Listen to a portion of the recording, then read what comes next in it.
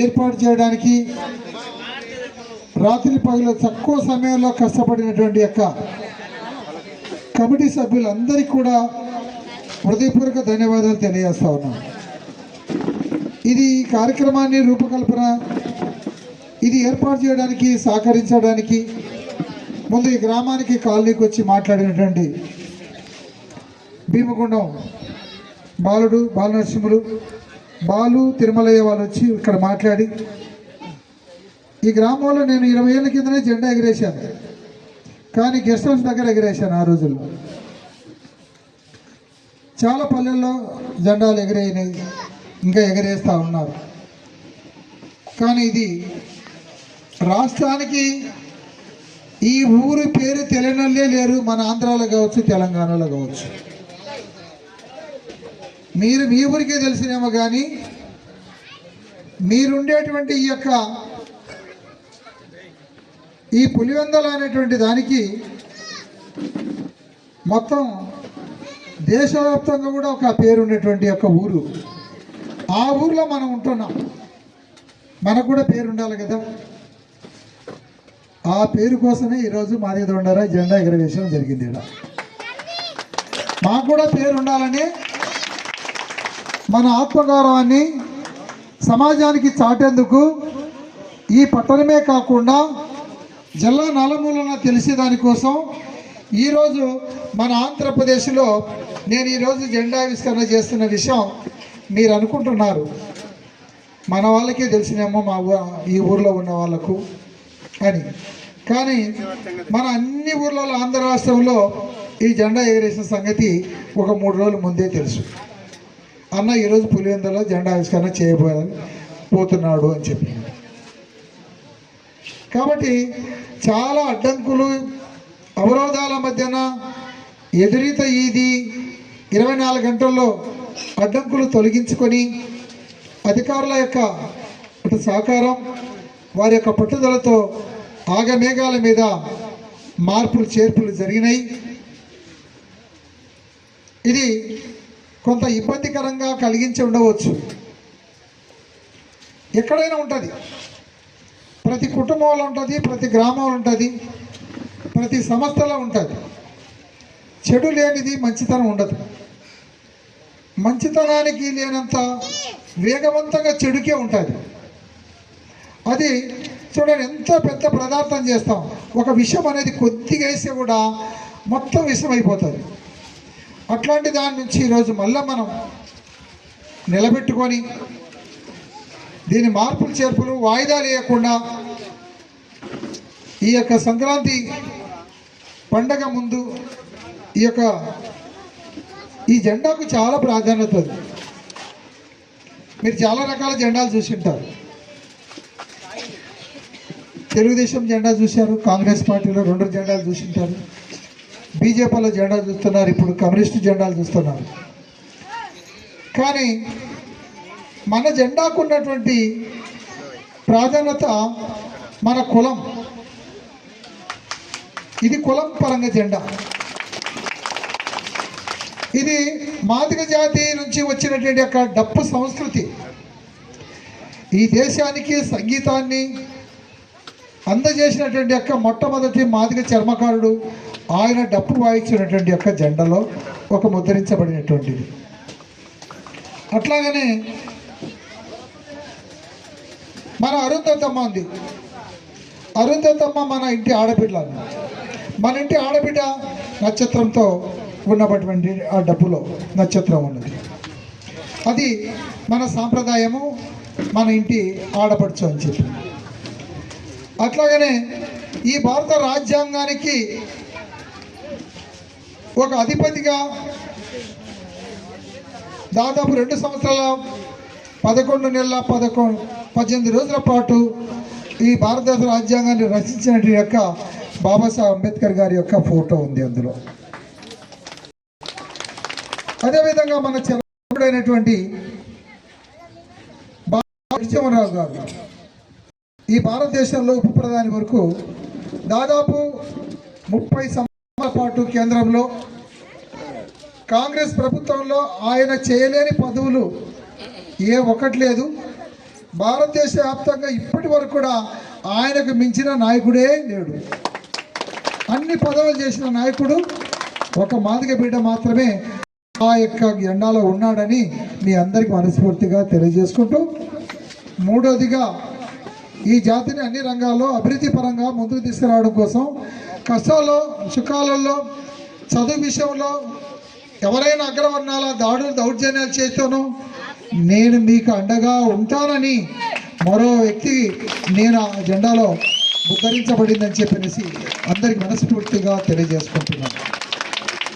కాబట్టి ఈరోజు దశాబ్దాల కాలంగా 30 సంవత్సరాలుగా భారతదేశంలో ఈ దక్షిణ భారతదేశ వ్యాప్తంగా తమిళనాడు కావచ్చు, కర్ణాటక కానీ, అటు కేరళ నుంచి మొదలుకుంటే పాండిచ్చేరి, అదేవిధంగా మన తెలంగాణ, మహారాష్ట్ర, ఈ యొక్క రాష్ట్రాల్లో అనేక సంవత్సరాల పాటు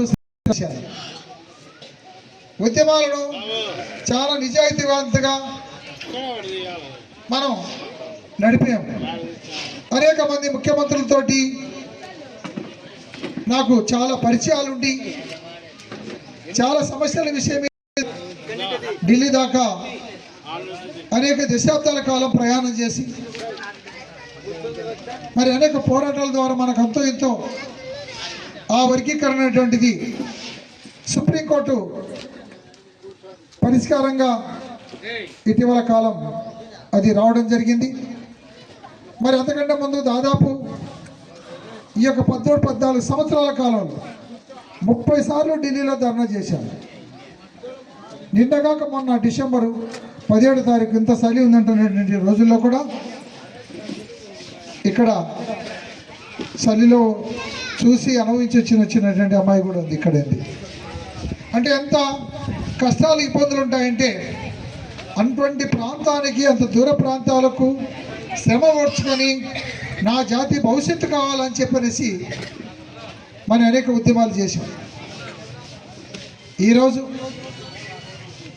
ఇంకా ఉద్యమాలు చేయాల్సిన సమయం కూడా ఇంకా మనకు వచ్చిన విషయాలు 30 సంవత్సరాలు మనం కష్టపడితే మనకు వచ్చింది 6.5%.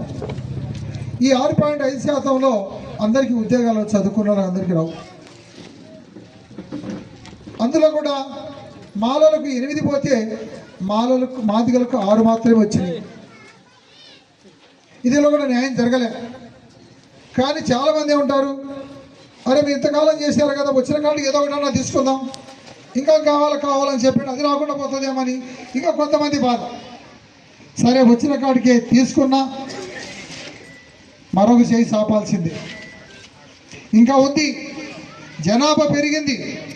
జనాభా పెరిగిన తర్వాత రిజర్వేషన్లు కూడా పెరగాలి. కానీ ఓట్లు కావాలని లెక్కలు తీస్తున్నారు, కానీ రిజర్వేషన్లు పెంచాలని లెక్కలు తీయడం లేదు.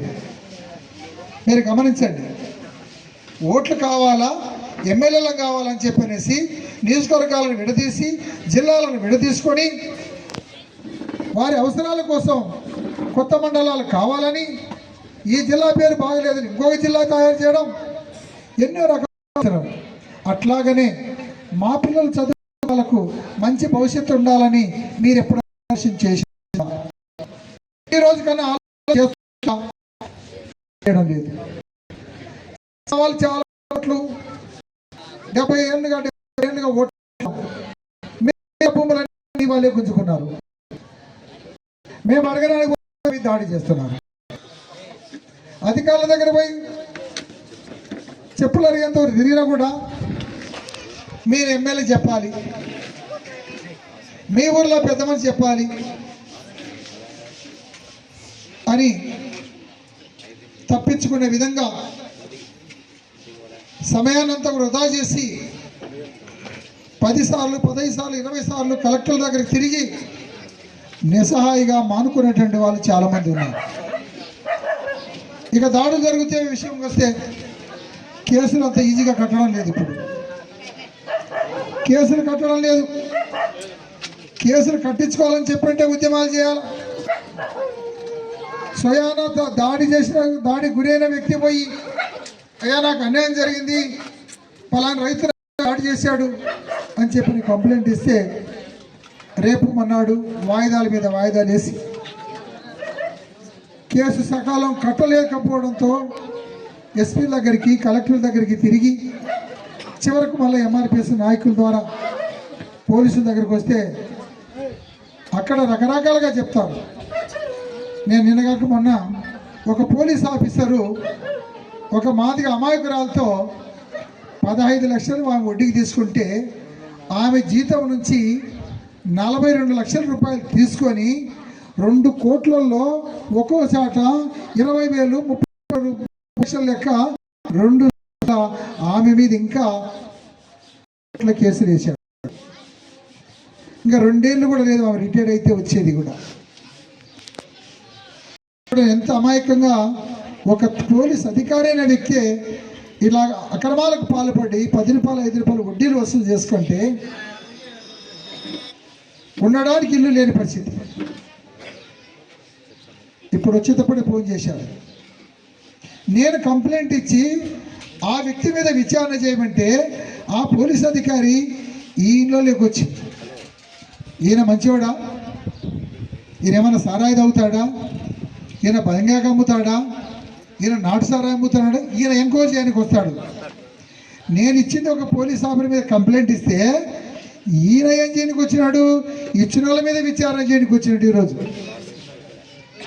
అంటే ఎట్లా ఉందో చూడండి. ఇప్పుడు మనం ఆకై ఉంటే ముళ్ళు వచ్చి మన మీద పడుతుంది. దయచేసి ఇవన్నీ దేశవాళ్ళు చెప్పాడు, నాయకుడు అనే వాళ్ళు ఒకరు ఉండాలనుకొని ఇంటికి యజమాని ఎట్లయితే అవసరమో మన కులానికి కూడా నాయకులందరూ అవసరమే. అయితే నాయకులు నిజాయితీగా ఉండడం లేదనేది ఒక బాధ.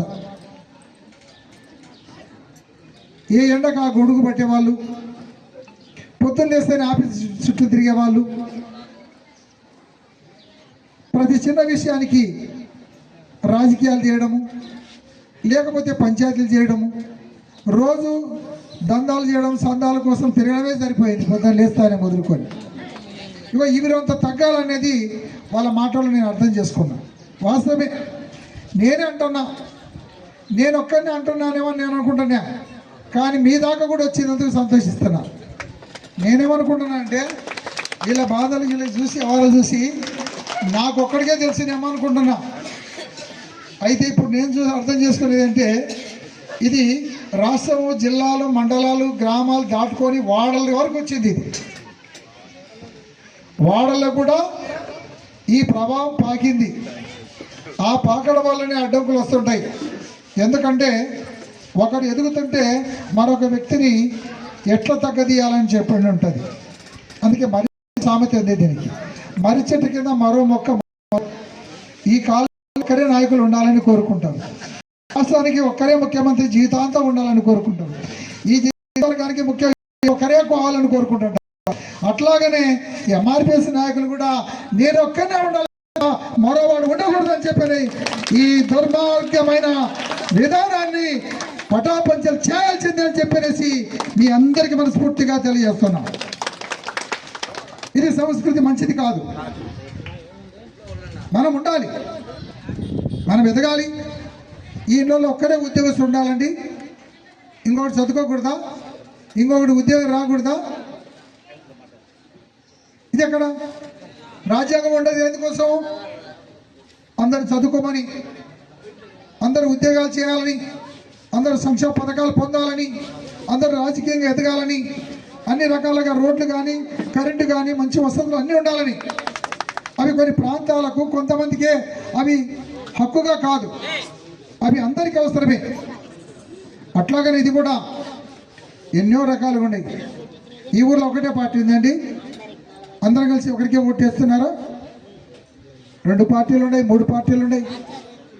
వాళ్ళు ముగ్గురు కలిసారు. ఇప్పుడు ఈ ఆంధ్ర రాష్ట్రానికి అధికారంలో ఉన్నటువంటి వాళ్ళు చెప్తున్నారు మా కూటమిని, అంటే ముగ్గురు కలిసి ఈరోజు పరిపాలన చేస్తున్నారు. మరి వాళ్ళే ముగ్గురు కలిసి పరిపాలన చేస్తుంటే ఈడు నేను జెండా ఎగరేస్తే ఇది ఎవరికన్నా అడ్డం వచ్చిందండి? ఏమన్నా అడ్డమా ఇది? నీకు అన్యాయం జరిగినా కూడా నేనుంటా. నీకు అన్యాయం జరిగితే మొదట మాట్లాడేవాడు ఈ ఆంధ్ర రాష్ట్రంలో నేనే. నా తర్వాత ఎవరు వచ్చినా కూడా నేను విజిలేస్తే వస్తా. నాకు 1.5 గంట ప్రయాణం, ఇక్కడికి రావడానికి 1.5 గంట ప్రయాణం.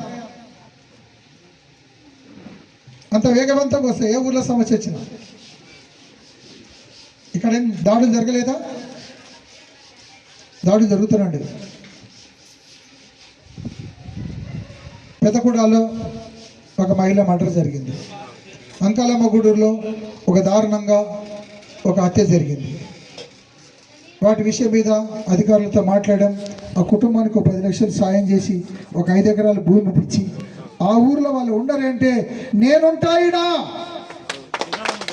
నేనే ఉంటాను ఇక్కడ అని వాగ్దానం చేసి ఆ ఊర్లో నిలబెట్టాము. ఈరోజు కూడా వాళ్ళు పొలంలో ఉన్న పని చేసుకుంటున్నారు, రాలేకపోయారు. ఇల్లు కట్టించుకున్నారు. అంటే నాయకుడు ఎవరి పక్షాన ఉండాలి? రైట్. అన్యాయం జరిగిన వాళ్ళ పక్షాన మనం ఉండాలి. ఆ రోజు వైఎస్ఆర్ కాంగ్రెస్ ప్రభుత్వం ఉంది. అయినా నేను కృష్ణమూర్తి ప్రభుత్వ ఆసుపత్రికి పోయి కడపలో పోస్ట్ మార్టం చేస్తే 300 కుటుంబాలు ఉన్నటువంటి వాళ్ళు ఒక్కరు కూడా రాలేదు. ఆ ఊరు నుంచి ఒక్కరు రాలేదు. మేము మాత్రమే వెళ్ళి కూర్చొని అక్కడ ఆ డాక్టర్లతో మాట్లాడించి కేసు పెట్టించి నిలబెట్టించాను. ఈ రోజుకి వాళ్ళ ఊర్లో లేరు. 90 రోజుల జైలు ఉన్నారు. ఊర్లోకి రాకూడదని చెప్పిన డిఎస్పీ గారికి చెప్పాను, పోలీస్ అధికారులకు చెప్పాం. ఇంతవరకు కూడా ఊర్లో అడుగులు లేవని చెప్పిన విషయం మీకు అందరి సౌన్యంగా తెలియజేస్తున్నాను. ఆ ఊర్లో కూడా వాళ్ళు బలమైనటువంటి ఒక రెడ్డి సామాజిక వర్గం, ఒక రెడ్డి కులస్తురాలే దాడి చేస్తారు. అయినా మొదటి రెడ్లందరూ కూడా ఉన్నారు. ఈరోజు అన్యాయం జరిగింది, వాళ్ళు నిలదీసే వీళ్ళు చేసిన తప్పు వాళ్ళు ఊళ్ళోకి రావాల్సిన అవసరం లేదని అదే వ్యక్తులే అతని జరిగింది. ఆ విధంగా మనం ఉండాలి, చేయాలని చెప్పిన విషయం మీకు అందరికీ మనస్ఫూర్తిగా తెలియజేసుకుంటున్నాను. కాబట్టి మీరు నన్ను నమ్మండి, నేను మీకు అండగా ఉంటా. మీ కష్టాలలో నేను పాలు పంచుకొని అన్యాయాలకైతే దూరంగా ఉంటా. మీకు అన్యాయం జరిగిందంటే నేను ముందుంటా. మీకు అన్యాయం జరిగితే నేను ముందుంటా. ఇక్కడ రాజకీయాలన్నీ పక్కన పెట్టండి. ఇక్కడ రాజకీయాలతో మీకు అవసరం లేదు. మనమే దాడి చేసిన వాళ్ళం మనం. వాళ్ళకు ప్రభుత్వాలు పార్టీలు ఏమన్నా ఉండాలి, మనకు అవసరం లేదు. మనకు ఒక చట్టం ఉంది, బాబాసాహెబ్ అంబేద్కర్ గారు ఇచ్చిన చట్టం ఉంది. ఆ చట్టం ద్వారా వాళ్ళని ఎదుర్కొంటాం. ఏ వర్గమైనా ఏవైనా మనకు సంబంధం లేదు. మనకు అవసరమైతే అందరితో చేయించుకుందాం. కానీ వాళ్ళు దాడి చేస్తే మనం సైలెంట్గా ఊరుకుంటాం. ఇదే బలపన్నూరులో మన వాళ్ళ మీద టీడీపీ వాళ్ళు దాడి చేశారు. దాడి చేసి కేసు పెట్టకుండా మానుకున్నామా? నిలబడ్డాం కేసు పెట్టాం. కేసు పెట్టకుండా చేయడానికి కృష్ణమూర్తి మీద ఒత్తిళ్ళు వచ్చినాయి, కొంతమంది ద్వారా, ఇంకొకరి ద్వారా ఒత్తిళ్ళు వచ్చినాయి. అయితే నా దాకా రావులేండి, మహామొండి ఈనాడు కాబట్టి ఫోన్ చేసి కూడా వేస్ట్. చెవిటని మధ్యలో అది చెప్పిన ఈనప్పుడు చేయరు. మరి మన చాలా సమస్యలు,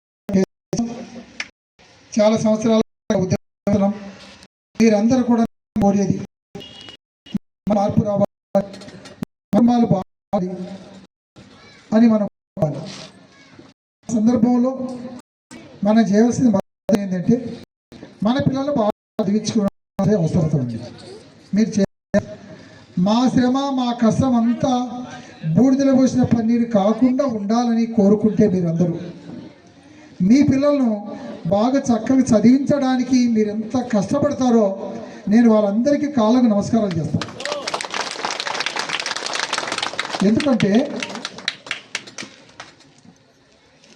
ఈ దేశంలో ఈ వివక్షత, అంటరానితనం, విద్య అనేటువంటిది మనకు లేకుండా చేయడం కొన్ని దశాబ్దాల కాలమే కాదు, కొన్ని తరాల నుంచి ఉంది. రాముని కాలం నుంచి కూడా మనకి మీద వివక్షత ఉంది. వేదాలు నేర్చుకుంటున్న రోజుల్లో వేదాలు నేర్చుకుంటున్నాడని చెప్పని బ్రాహ్మణులందరూ పోయి ఆయనకు ఒక తప్పుడు సమాచారం చెప్తే ఆ శంభుకుని ఆ రోజుల్లో చంపారని చెప్పంటే,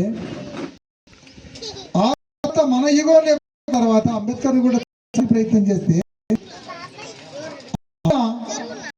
మేధావిగా ఈ దేశానికి ఒక రాజ్యాంగాన్ని ఇచ్చేటువంటి నాయకుడుగా మనకు ఒక గొప్ప రాజ్యాంగాన్ని ఇచ్చి ఈ సంస్కరణలు, ఈ ప్రభుత్వాలను ఈ విధంగా ఉండాలని చెప్పనేసి మార్గదర్శనాన్ని ఇచ్చినటువంటి ఆ గొప్ప మహానుభావుడి సూత్రాన్ని మనం అందరం కూడా పాటించాలి. ఆయన కోరుకునే లక్ష్యాన్ని మనం నెరవేర్చి వాళ్ళందరికీ మనం చదువు అందిస్తే దాని ద్వారా మంచి భవిష్యత్తు ఉంటుందని మీ అందరికీ మనస్ఫూర్తిగా కోరుకుంటున్నాను. అలాంటి మన బిడ్డల భవిష్యత్తు కోసం మీరు ఎంతనా కష్టపడరు. చాలా రకాలుగా కష్టాలన్నీ జరిగినాయి. తిండి కోసమే కష్టం చేశాం, బ్రతకడం కోసం మాత్రమే కొన్ని ఇళ్లలో మన వాళ్ళు జీతాలకు పనిచేశారు. కూలి పని చేస్తూ ఆ ఇంట్లోనే గాడిపాట్ల మీద, మచ్చల మీదలో పడుకొని అక్కడే తిండి తిని, అంటే ఇల్లు కూడా లేని పరిస్థితి. ఇల్లు ఉంటే ఈ వాళ్ళ నుంచి ఆ వాళ్ళకి వెళ్ళిపోతాయి. ఏంటి అవి? కుక్కలు ఎవరి నుంచి ఆ వాళ్ళకి వెళ్ళిపోతాయి. ఉట్టి చాలా తక్కువ ఉండేది, ఉట్టి కట్టుకుంటే ఉట్టి మీదకి కూడా కుక్కలు బాకే పరిస్థితిలో మన ఇల్లు ఉన్నాయంటే ఎంత దారుణమో చూడండి. కుక్కలకు కూడా ఉట్టి అందుతుంది అని చెప్పంటే మన ఇల్లు ఎంత ఉంటుంది? ఆ రోజుల్లో మన ఇల్లు పూరి గుడిసెల్లో వంగి లోపలికి వెళ్ళాలి. వాకిట్లో చక్కగా వెళ్ళిపోవడానికి కాదు, వంకొని వెళ్ళాలి. అలాంటి వంకొని వెళ్ళే ఇంట్లో సంచిపట్ల తప్ప బెడ్షీట్లు, టవళ్ళు కూడా ఉండేటి కాదు. టవళ్ళు కొత్తవి తెచ్చుకోవాలనుకుంటే పెద్దల పండుగ రావాలి, కొత్త దుస్తులు కట్టాలంటే సంక్రాంతి, ఉగాది రావాలి. అలాంటి కష్టాల నుంచి మనం ఎదుర్కొన్నాం. అంతకంటే ముందు మన తల్లిదండ్రులు చాలా రకాల ఇబ్బందులు పడినాయి. దొత్తి కుండలలో అంటే కుండలలోనే ధాన్యాలు పోసుకొని పెట్టుకునే వాళ్ళు. ఈరోజు ఏ ఇంట్లో పోయి చూసినా కూడా 5 సంచులు 10 సంచులు ఇంకా ఎక్కువ కనపడుతుంటాయి, మూటలు మూటలు కనపడుతున్నాయి. ఇప్పుడు చూస్తుంటే అంత స్టాక్ పెట్టుకుంటున్నారు. అయితే ఇంకో రకం ఉండేది, ఇప్పుడు వాడలేదు. కానీ చనిపోయిన పశువులు ఒక్కటి కూడా వేసేవాళ్ళు కాదు. అన్నీ ఎండబెట్టుకొని తయారు చేసుకొని 2, 3, 4 కుండలకు పెట్టి అవి తీసి మళ్ళీ మన చుట్టాలకల్లా పంపించి, చుట్టం వచ్చే 3-4 కూడా వాణి పంపించకుండా ఇన్నే ఉండి ఇంకా యాసిరికి వచ్చే ఉల్లిగడ్డ కారం పెట్టి పంపించే పరిస్థితికి వచ్చేది. అంటే అంత కష్టకాలంలో కూడా బదులు అన్న జొన్నలు తెచ్చుకొని సంగటి చేసి మంచి ముక్కల కూర చేసి పెట్టి, ఇద్దరు బావబామ్మది ఇద్దరు పోయి నాటుసారా వేసుకొని వచ్చి మంచి మంచి వ్యవహారం చేసుకొని, ఈరోజు ఎందుకు పోతారు, రేపు పోదులే, మొన్నాడు పోదులే అని చెప్పని కాలం గడిపి ఇంకా కథ అయిపోయిందిలేమని చెప్పని వామికి చెప్పిపోతాడు. నేను పోతా కానీ మా బావ పోవాలంటే కారమే ఒకటి తప్ప మరో మార్గం లేదని చెప్తే ఆ కారం పెట్టి పంపిస్తే కానీ ఆయన తొందరకపోతాడు. అప్పుడు దాకా పెట్టేవాళ్ళు కాదు. అలాంటి చుట్టాలను కూడా అంత పేదరికంలో సాకడంలో, వాళ్ళను పోషించడంలో, వాళ్ళని ఆదరించడంలో మన కులం తర్వాతనే మిగతా వాళ్ళని చెప్పిన విషయం గుర్తు చేస్తాం. ఇంకెవరు లేదు. అప్పుకి ఎవడైనా భయపడతాడు కానీ మాదిగోడు మాత్రం అప్పుకు భయపడు. చూడండి, అప్పుకు భయపడనోడు ఈ దేశంలో చంద్రబాబు అయినా భయపడతాడు, జగన్మోహన్ భయపడతాడు, భయపడతాడు. కానీ ఒక మాదిగా అనేవాడు మాత్రం ఈ భారతంలో మాత్రం తీసుకుంటాడు. అమెరికా వాడే కాదు, చైనా, జపాన్ దేశం నుంచి కూడా అప్పు ఇస్తామంటే వడ్డీ ఎంత అని అడగడు. ఇచ్చేటోడు కావాలా మాకు, ఇచ్చే మొగోడు కావాలా మాకు, ఆ వడ్డీ ఎంత తర్వాత సంగతి. మేము ఈరబాహుడం సత్యహరిచంద్రనే కొనేటువంటి వాళ్ళం.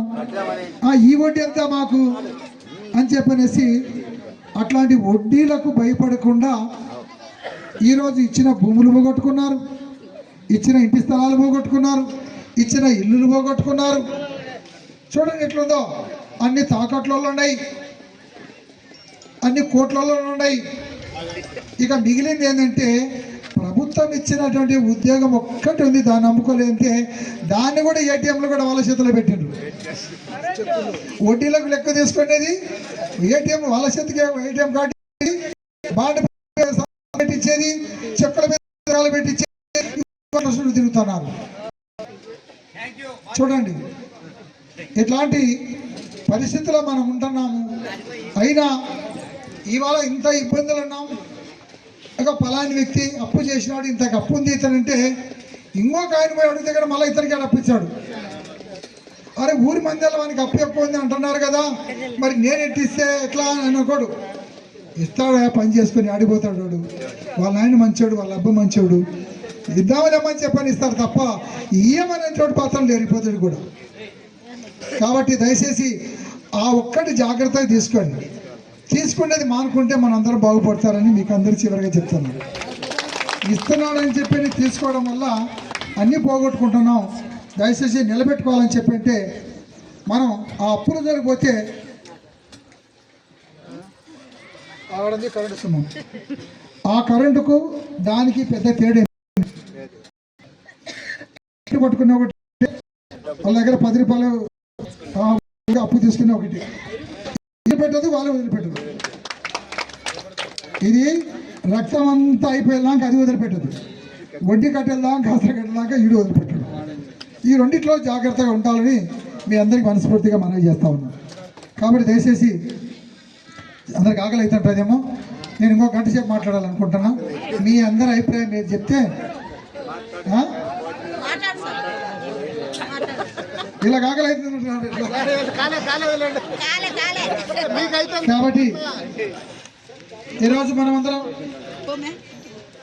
బాగా ఇంత నిశ్శబ్దంగా కూర్చున్నారు. నాగరాజు మాట్లాడుతా నిన్నమన్నట్లో చిన్న జరిగిన విషయం చూసి ఈ చిన్న పనే చేసుకోలేకపోయినారు కదా, మేము వచ్చి మిమ్మల్ని నమ్ముకొని మాకు మీరేం చేయగలుగుతారు అని ఒక ప్రశ్న వేసినారు. ప్రతి ఇంటి దగ్గరికి వెళ్తే అని చెప్పినారు. అడగాల్సింది కూడా ఉంది. వాళ్ళు అడిగితేనే కొంత చైతన్యం వచ్చిందని నేను అనుకుంటున్నాను. మిమ్మల్ని అడగడమే మంచి పని జరిగింది. కషాయ వాణ్ణి గొర్రె నమ్ముతుంది. నువ్వు అడుగు ఆడ పెట్టడం కాదు, ఆడ ఏముందో చూసుకుంటా. అవును, మీరు రమ్మంటున్నారు. ఈ సంఘం పరిస్థితి ఎలా ఉంది, దీంట్లో మనం చేరుతాం. చేరే తర్వాత చాలా ఇబ్బందులు ఉంటాయి. రాజకీయ నాయకులతో ఒక ఇబ్బంది వస్తుంది, కులంలో ఒక ఇబ్బంది వస్తుంది, అప్పులంతో ఒక ఇబ్బంది వస్తుంది, పోలీసులతో ఒక ఇబ్బంది వస్తుంది. ఇట్లా ఒక్క నుంచి చాలా రకాల ఇబ్బందులు ఉంటాయి. ఈ సొంత ఊరు నుంచి ఒక ఆయన వచ్చినాడు. ఏం పేరే? సుబ్బరాయుడు. మన వాళ్ళకి అందరికి పలకలు చేతికి ఇస్తా, నేనున్నాను. పోలీస్ స్టేషన్ కాడ పోలీసుల కాడ కొట్టరమ్మని. ఇప్పుడు ఇది నేను ఉంటా.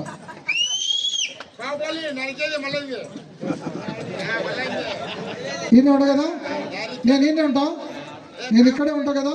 మసీదు కాడ పోయి కొట్టరమ్మని. ఏమే ఇప్పుడు కాదు, నేను చెప్తాలే నీకు. కాబట్టి ఇప్పుడు ఈయనేం చేశాడు, రూరల్ పోలీస్ స్టేషన్ ముందర కొట్టాల్సిందని చిందు పెట్టాడు. నడి రోడ్లో పోలీస్ స్టేషన్ ఎదురుగా.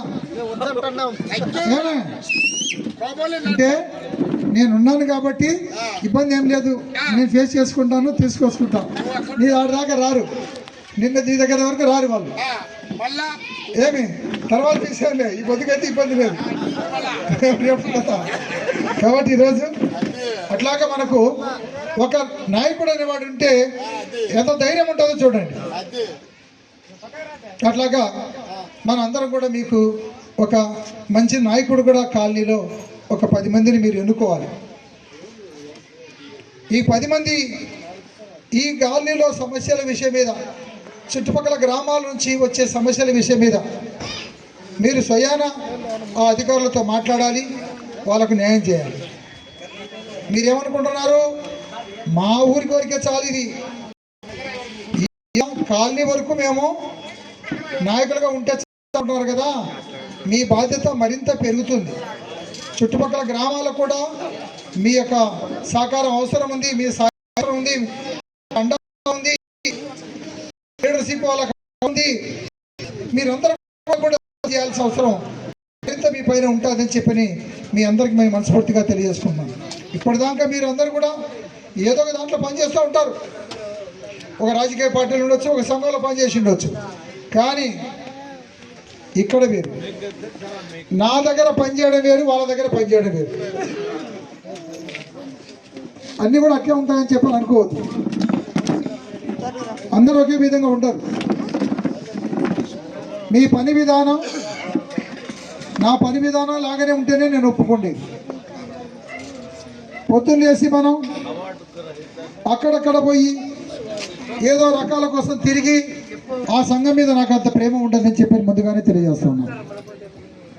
మీరు నాతో పాటు ఆనెస్ట్గా 10 మందికి సహాయం చేసే దిశగా మీరు పనిచేస్తే మీకు భగవంతుడు సహాయం చేస్తాడు, మీకు కూడా మంచి పేరు ఉంటుంది, అధికారులు పరిచయం ఉంటారు.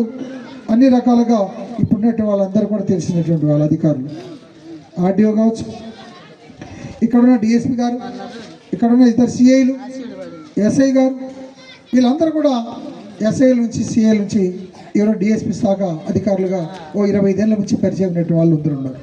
సో ఇక్కడే కాదు, మీరు కర్నూలుకి వెళ్ళండి, కడపకి వెళ్ళండి, చిత్తూరు కావచ్చు, అనంతపురం కావచ్చు, అన్నమయ్య జిల్లా కావచ్చు, ఎక్కడైనా కానీ మనం కష్టపడి నిజాయితీగా మన వర్గాల కోసం పనిచేస్తే ఏ అధికారి అయినా మీకు సహాయపడతాడు, అండగా ఉంటాడు, సాయం చేస్తాడని మనస్ఫూర్తిగా మీకు అందరికీ తెలియజేస్తున్నారు. విద్య విషయంలో ఏ ఒక్కరు కూడా మీకు అందరికీ కూడా మామూలుగా ఈరోజు పింఛన్లు అంటే 60 సంవత్సరాల తర్వాత పింఛన్లు వచ్చేది. 60 సంవత్సరాల పింఛన్ను 20 సంవత్సరాలు తీసుకొచ్చాను. 60 ఏళ్ళ పింఛను 40 ఏళ్ళకే పింఛన్ తీసుకొచ్చాం. ఈ భారతదేశంలో 29 రాష్ట్రాలలో, ఆంధ్ర రాష్ట్రాల్లో ఏ కులమన్నా 40 ఏళ్లకు పింఛన్ తీసుకునేటువంటి కులాలు వందల సంఖ్యలో కులాలుంటే ఆ 40 సంవత్సరాలకు పింఛన్ తీసుకునే కులం మాదిగా వాళ్ళు తప్ప ఈ భారతదేశంలో ఇంకొకరు లేరని చెప్పనేసి ఈ సభాముఖంగా తెలియజేస్తా ఉన్నాను. అదేవిధంగా చెప్పులు కుట్టుకునేటువంటి వాళ్ళకు 40 ఏళ్ళు అంటే డప్పులు కొట్టుకునే వాళ్ళకు 50 సంవత్సరాలు. 50 సంవత్సరాలు అయ్యా మా వాళ్ళు వ్యసనాలకు అలవాటు పడి 18 ఏళ్ళకు దాటినాల నుంచి కూడా మందు తాగి నేర్చుకొని ఇవాళ 60 సంవత్సరాలు అయితే 40 ఏళ్ళ దాకా కూడా బతకడం లేదయ్యా.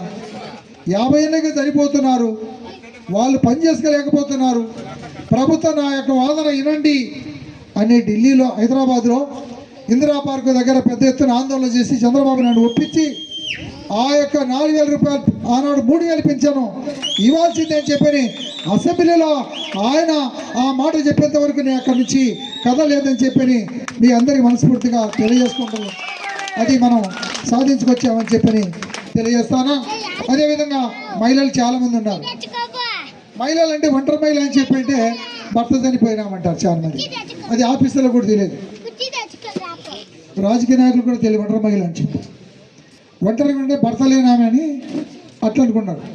భర్త ఉండి ఆమెను వదిలిపెట్టి పుట్టింటికి పంపించి ఇంకొక ఆమెతో ఇంకొక జిల్లానో ఇంకొక రాష్ట్రానికో ఆయన ఉడాయించిపోయి అక్కడ సంసారం పెట్టుకొని వీళ్ళు పట్టించుకోకుండా తల్లి మీదనే భారం వేసి ఆ ఇంట్లో పోయిన పుట్టింట్లో వారి ఆడబిడ్డలతో పోడుపడలేక చాలామంది ఆత్మహత్య చేసుకొని చనిపోయే పరిస్థితి. వాళ్ళ పిల్లలను అప్పుడు చిన్నప్పుడు అంటుండే అంటే భర్త లేకపోతే మేనమామ ఉంటే చాలండి. అలాంటిది నేను ఆలోచన చేసిన తర్వాత ఇలాంటి వాళ్ళకు నేను ఒక అండగా ఉండాలని చెప్పనేసి ఆ పథకాన్ని ఒంటరి మహిళా పథకం అని చెప్పనేసి ప్రభుత్వాన్ని ఒప్పించి తీసుకొచ్చాను. భర్త వదిలిపెట్టి ఎవరైతే పుట్టింట్లో ఉన్నటువంటి ఆమె ఉందో ఆమె కూడా పింఛన్ ఇవ్వాలని చెప్పని ఆ పింఛన్ తీసుకొచ్చింది మన కష్టంతో మన ఉద్యమం అని చెప్పని మీకు అందరికి మనసుకు తెలియజేస్తున్నాం. ఇవన్నీ వచ్చినాయి మనకి, ఇవన్నీ మన 3 సాధించుకొచ్చినటువంటి విషయాలు. కాబట్టి ఇంకా ఈ మధ్య కాలంలోనే మన ఢిల్లీ పోయే ముందు 50 సంవత్సరాలు ఉన్నటువంటి వాళ్ళందరికీ కూడా ప్రభుత్వం పింఛన్లు ఇవ్వాలి. 50 ఏళ్ళకి 50 సంవత్సరాలకే పింఛన్లు ఇవ్వాలి. 50 ఏళ్ళకి పింఛన్ ఇవ్వాలని చెప్పని ఎవరు అసెంబ్లీలో మాట్లాడడం లేదు. 50 ఏళ్ళకి పింఛన్ ఇవ్వాలని చెప్పనేసి ఎలక్షన్ అయిపోయిన తర్వాత ఈ మధ్య కాలంలో మనం ఢిల్లీ పోయే ముందు ఆ డిమాండ్ చేసి మాట్లాడితే సుమారుగా నేను నాగపూర్ దగ్గరికి పోయే సమయానికి డిక్లేర్ చేసి ప్రభుత్వం 50 సంవత్సరాలు అందరికీ కూడా పింఛన్లు ఇస్తామని చెప్పని మాట ఇచ్చింది. ఇంకా సాధించుకోవడానికి ఒక ప్రయత్నం, ఒక అడుగు ముందుకేసే ప్రయత్నం చేస్తాం. దాంట్లో మీరు కూడా ఇక్కడ ఎంఆర్ఓ దగ్గర కానీ ఆర్టీఓ దగ్గర కానీ ఒక్కసారి ధర్నా చేస్తే చాలని చెప్పని మీకు అందరికీ మనస్ఫూర్తిగా తెలియజేస్తుంది. ఇది కూడా మనకు రాబోతుంది. అలాగనే చెప్పులు కుట్టుకునే వాళ్ళు ఎవరైతే అలవాటు ఉండి పనిచేస్తున్నారో వాళ్ళందరూ కూడా 3 నుంచి 5 లక్షల రూపాయల యొక్క రుణం ఇవ్వాలని చెప్పని లిడ్ క్యాప్ సంస్థ ద్వారా డిమాండ్ చేస్తూ ఉన్నాను. అది తొందరగా మనం సాధించుకునే ప్రయత్నం అది ఒకటి చేద్దాం. ఎవరికైతే భూములు ప్రభుత్వం ఇచ్చింటే ఆ భూములు పోయినాయో అవి ఏమన్నా కోర్టులో ఉంటున్నాయా, రైతులు ఎవరైనా మిమ్మల్ని గుంజుకొని అప్రపాలు చేసి తీసుకున్నారా, అలాంటి దాంట్లో మీకు న్యాయం అనిపించిన చోట ఖచ్చితంగా అది కలెక్టర్ గారి దగ్గర తీసుకెళ్ళడానికి సోమవారం పూట మీరు రండి, నంబర్ తీసుకోండి. అందరూ కూడా అప్లై చేసి కోర్టులో పెండింగ్ ఉంటే కొంత ఆలస్యం జరుగుతుంది. కోర్టులో కాకుండా ఆ రైతు దగ్గర ఉంటే గినా వీలైనంత వరకు దాన్ని తిరిగి తీసుకునే దశగా ఆ ప్రయత్నాలు మొదలు పెడతామని చెప్పనేసి అందరికీ మనస్ఫూర్తిగా విజ్ఞప్తి చేస్తున్నాం. ఎందుకంటే ఇవి కూడా చాలా కోట్లలో పోయినాయి భూములు విలువ. ఇప్పుడు దానికి చాలా రకాలుగా మేము చంపనైనా చంపుతాం, భూమి వెనక్కిస్తాం అంటున్నాడు. ఇప్పుడు ఈయన ఇల్లు కూడా ఉండేది 2 సెంట్లే, 2 సెంట్లు అయినా 2 కోట్లు పోతుంది. ప్రభాకర్ రెడ్డి అయినా లోపలికి ఉందేమో, ప్రభాకర్ రెడ్డి ఇంటికంటే కూడా ఈయన రోడ్డు మీద ఉంది. అక్కడ ఉన్నటువంటి మున్సిపల్ చైర్మన్ ఎమ్మెల్యే గారి ఇల్లేమో లోపల ఉంది, ఆడేమో 1 కోటి రూపాయలు 50 లక్షలు చేస్తుంది. ఈయనదేమో రోడ్డు అనుకున్నా 2 కోట్లు చేసే పరిస్థితి ఉంది. మరి వదులుకుందామా? మరి ఎట్టి పరిస్థితిలో ఆయన భూమి ఆయన కూర్పించి ఆడ ఇల్లు కట్టించి ఆడ మన దండోర జెండా ఎగిరించాలనే నా లక్ష్యం. ఎవరి జెండా కాదు, మన జెండానే ఎగిరించుకోవాలి ఆయన ఇంటి మీద. అది వీలైనంత తొందరలో చేసే ప్రయత్నం చేస్తానని చెప్పేసి మనస్ఫూర్తిగా ఆశిస్తూ ఈ యొక్క చక్కటి కార్యక్రమానికి చాలా రకాల అడ్డంకులు ఉంటాయి. ఇట్లాంటి అడ్డంకుల నుంచి మీరు మర్చిపోండి, ఇవన్నీ మర్చిపోండి. మనం ఏం చేయాలి? మనం ఏదో చెప్పాడు, అప్పుడప్పుడు మనం మీటింగ్ రావటము, మీ పిల్లలు మీరు బాగా చదివించుకోవాలి. ఈ 2 చెప్తాను. పథకాలు వస్తాయి, పథకాలు తీసుకొని సద్వినియోగం చేసుకోండి. ఆ పథకాలకు ఎన్ని రకాల ఇబ్బందులు ఉంటాయి. ఎవరైతే రాజకీయ నాయకుల దగ్గర తిరుగుతున్నారో వాళ్ళకే వచ్చేది, మిగతా వాడికి దొరకవు. అందుకని మన వాళ్ళు కొంతమంది పట్టుకుంటారు. ఈ 5 ఏళ్ళ లోపల ఒక్కటన్నా తగలదా? 6.5 సంవత్సరం అయింది, ఒక్క లోన్ రాలే. ఈ పొదుపు లక్ష్యం వాళ్ళు వీళ్ళు బ్యాంకులలో వీళ్ళు వడ్డీలు తీసుకొచ్చి కాలం గడుపుతున్నారు తప్ప మామూలుగా ప్రభుత్వం ఇచ్చిన రుణాలు అయితే ఏం లేవు. దయచేసి తొందరగా రుణాలు విడుదల చేయాలని చెప్పిన డిమాండ్ కూడా కలెక్టర్ ముందు చేస్తాను. ఈ దిశలో నేషనల్ ఫైనాన్స్ కార్పొరేషన్ గురించి కొన్ని నిధులు వస్తాయి. దీని మీద మీరందరికీ చక్కని పథకాలు కూడా రుణాలకు అందించి ఏ ఒక్కరు కూడా అన్యాయం మోసాలు చేయకుండా ఇప్పిస్తామని వసూలు, ఉద్యోగాలు ఇప్పిస్తామని వసూలు చేయడం, భూములు ఇప్పిస్తామని ఆశలు పెట్టడం, ఈ 3 రకాలుగా ఏ ఒక్కరు కూడా మీరు ఎంఆర్పిఎస్లో మన సంఘంలో చేయవద్దని, అలాంటి చేసేవాళ్ళు ఇప్పుడు ఎక్కడ కనిపించలేదు. అలాంటి వాళ్ళని కూడా రానియవద్దని చెప్పని అందరికీ మనస్ఫూర్తిగా విజ్ఞప్తి చేస్తూ అందరూ జాగ్రత్తగా ఉండాలి, మీరే సీసీ కెమెరాలు అని చెప్పని మీ అందరికి మనస్ఫూర్తిగా తెలియజేసుకుంటూ పులివెందుల గడ్డ పైన దండోరా జెండా ఎగరవేసినది ఎంఆర్పిఎస్ కార్యకర్తల నాయకులకు పేరు పేరున నాగరాజు, బాలు, కిరణ్, రామాంజనేయులు, మనోహరు,